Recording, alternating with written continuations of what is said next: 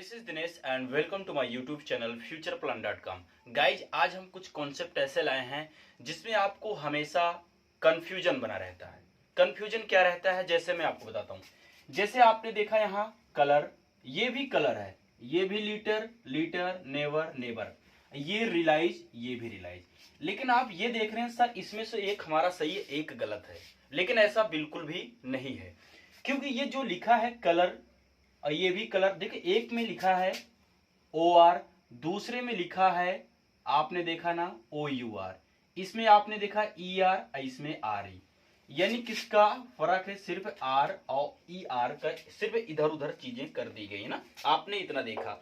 और नीचे आपका दिया गया है, आपने देखा यहाँ पे क्या है यू आर, यहाँ पे ओ आर, यानी थोड़े से चेंजिंग है। यानी अब नेबर का मतलब भी पड़ोसी होता है, क्या इसका भी मतलब पड़ोसी होता है। रिलाइज आपने देखा आई ए सी, यहाँ पे आई जे डी, यानी आपने देखा थोड़ा थोड़ा कॉन्सेप्ट आपका चेंज है। अब आप ये सोच रहे होंगे क्या हमारा दोनों सही है, क्या दोनों का मीनिंग एक ही है। हाँ मैं आपको बताऊं गाइस, दोनों का मीनिंग एक ही होता है, इसमें कोई भी डिफरेंस नहीं है। बस ये फर्क होता है, ये फर्क होता है एक ब्रिटिश और अमेरिकन की। ठीक है, आज की इस वीडियो में मैं आपको ये बताऊंगा कि इसमें कंफ्यूजन क्या है। जैसे हम मीटर लिखते हैं, तो जैसे हमने बताया ना लीटर, तो जैसे ब्रिटिश में अगर लीटर लिखा जाता है तो अमेरिका में लीटर, यानी थोड़ी सी चेंजिंग होती है ई आर आर ई। तो जितने भी थोड़े है तो बहुत सारे होते हैं ऐसा, लेकिन मैं कुछ आपको दिखाऊंगा। क्योंकि जैसे कभी कभी होता है कि हम नेबर, नेबर आपसे बोला जाता है नेबर, तो आप सोचते हैं ओ आर लिखूं, ओ यू आर, क्योंकि कहीं कहीं किताबों में लिखा रहता है ओ यू आर और कहीं कहीं लिखा रहता है ओ आर, तो प्राय हम इस चीज का कंफ्यूज हो जाते हैं ना। तो गाइस चलिए स्टार्ट करते हैं। जितने भी आपको होते हैं, जितने हम कंफ्यूजन वर्ड हमारे होते हैं, सब आज हम क्लियर करेंगे। ये भी आपने देखा जैसे रिलाइज, रिलाइज यानी महसूस करना, दोनों का मतलब होता है, लेकिन इनमें से एक ब्रिटिश है एक अमेरिकन है। तो देखते हैं गाइज कौन सा ब्रिटिश है कैसा अमेरिकन, क्या इनमें डिफरेंट है। ठीक है ना, तो आई होप कि वीडियो आपको बहुत अच्छी लगी। गाइज अगर पसंद आए तो एक लाइक जरूर देना। ठीक है, चलिए स्टार्ट करते हैं। आपके स्क्रीन पर लाते हैं, ठीक है, इसको हम हटा देते हैं। अब आपकी स्क्रीन पे मैं सारी चीजें दिखाता हूं आपको।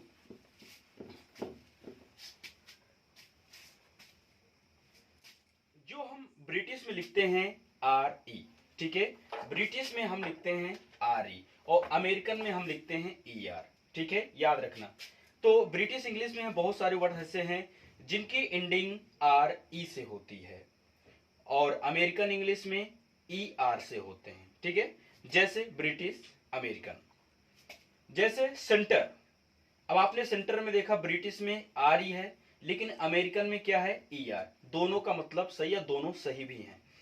Litre, theatre, metre, kilometre, spectre, centimetre. आपने देखा कि जितने भी आपके क्या हैं ब्रिटिश इंग्लिश, सब में आर ई लिखा हुआ है, लेकिन अमेरिकन, अमेरिकन में क्या बोलते हैं इसको, centre, fibre, litre, theatre, metre, kilometre, spectre, centimetre. यानी हमने देखा कि सिर्फ वहां ब्रिटिश में आर ई बोलते हैं, अमेरिकन में ई आर बोलते हैं। यानी आपने डिफरेंस देखा, क्या डिफरेंस है गाइज, आपका दोनों सही है। ऐसा नहीं कि किसी का जो मीनिंग होता है वो रॉन्ग है, नहीं, दोनों, बस आपको ये पता होना चाहिए कि हाँ एक ब्रिटिश होता है एक अमेरिकन होता है। ठीक है, इस चीज को याद रखना। और ब्रिटिश इंग्लिश में बहुत सारे ऐसे वर्ड भी हैं जिनकी एंडिंग ओ यू आर से होती है और अमेरिकन इंग्लिश में ओ आर से होती है। जैसे कलर, फ्लेवर, हमर, labour, neighbour, armour, honour, saviour. तो अमेरिकन में क्या होता है, कलर, फ्लेवर, हमर, labor, neighbor, armor, honour, savior. आपने देखा कि वहां पे ओ यू आर, यानी कि ब्रिटिश में ओ यू आर और अमेरिकन में ओ आर है, दोनों का मतलब सेम है। तो इस चीज को अब याद रखना कि जैसे हम कलर हमको लिखना होता है तो हम ओ यू आर लिखते हैं, या फिर कोई बोलता नहीं क्या होता है आपका ओ आर, तो गाइस दोनों सही होता है। ठीक है ना, अब आपको पता हो गया ना, आप कलर का चाहे तो ओ यू आर लिख सकते हैं या तो ओ आर। ठीक है गाइस, आई होप कि ये क्लियर हो गया हो। और जैसे ब्रिटिश में, यानी ब्रिटिश इंग्लिश में ऐसे बहुत सारे वर्ड हैं जिनकी एंडिंग यस ई से होती है और अमेरिकन इंग्लिश में जेड ई से होती है। जैसे apologize, organize, recognize, criticize, emphasize, symbolize, analyze, realize. आपने देखा यहाँ पे जो एंडिंग हो रही है ब्रिटिश में एस ई से हो रहा है, लेकिन अमेरिकन में क्या होगा गाइस, सब में जेड ई आ रहा, देखे ना, सब में apologize, organize, recognize, criticize, emphasize, symbolize, analyze, realize.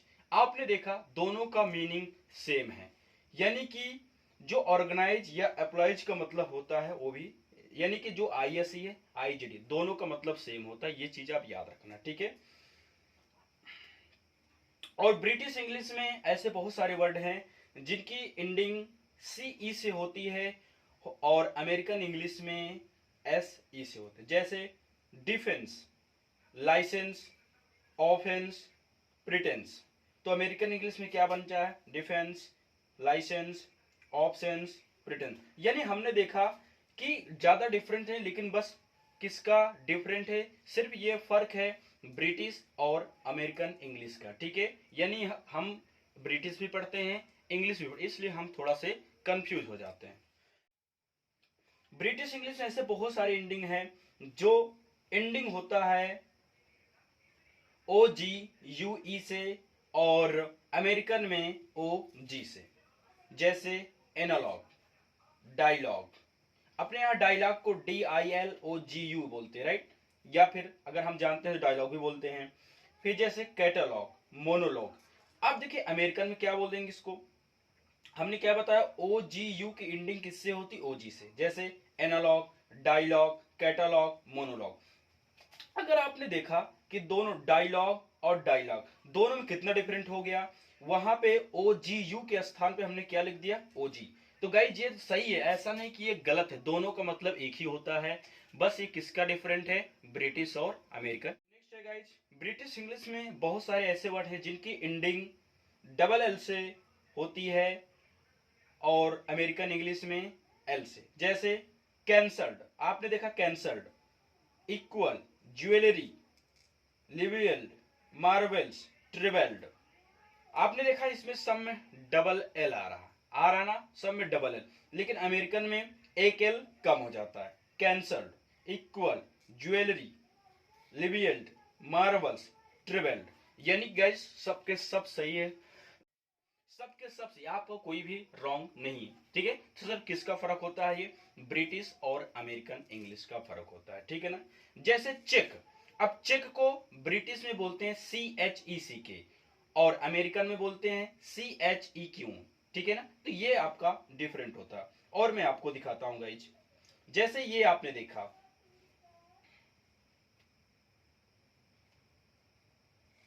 आपने देखा कुकर, और अमेरिकन में क्या बोलते हैं, इसको स्टोव बोलते हैं। एटीएम, अमेरिकन यानी कि कैश पॉइंट, ब्रिटिश में कैश पॉइंट बोलते हैं, और अमेरिकन में एटीएम बोलते हैं, और हम लोग भी क्या बोलते हैं, एटीएम ही बोला करते हैं। कूल बॉक्स या कूलर, हैंड लगेज जिसे हम हाथ में पकड़ के चलते हैं, ब्रिटिश में इसे बोलते हैं हैंड लगेज, और इसे बोलते हैं अमेरिकन में इसे बोलते हैं कैरी ऑन, जैसा कि आप स्क्रीन पे देख भी रहे हैं।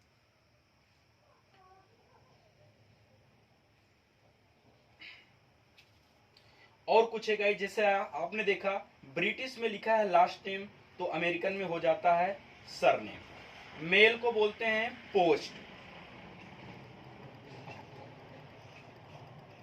पिक्चर को बोलते हैं फोटो, सिक, इल।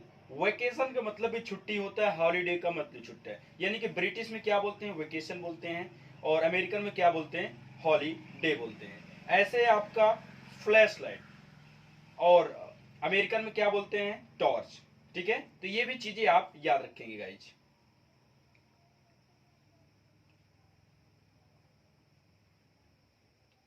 तो गाइज आपने देखा कि कितने डिफरेंट है, लेकिन दोनों सब का अर्थ क्या है, एक ही जैसे, इसका कोई अर्थ में कोई बदलाव नहीं है। हमने देखा बहुत सारे वर्ड ऐसे जो कि छोटे छोटे चीजों से बना, जैसे कलर हमने बताया, कैटलॉग बताया, तो ये सारी चीजें क्या थोड़े थोड़े लास्ट में चेंजिंग। ऐसा नहीं कि ये गलत है, ये बिल्कुल ही सही है, क्योंकि हम यूज करते, या तो हम ब्रिटिश इंग्लिश बोलते हैं या तो हम अमेरिकन इंग्लिश। तो गाइज आज के लिए सिर्फ इतना है, thank you, goodbye, take care.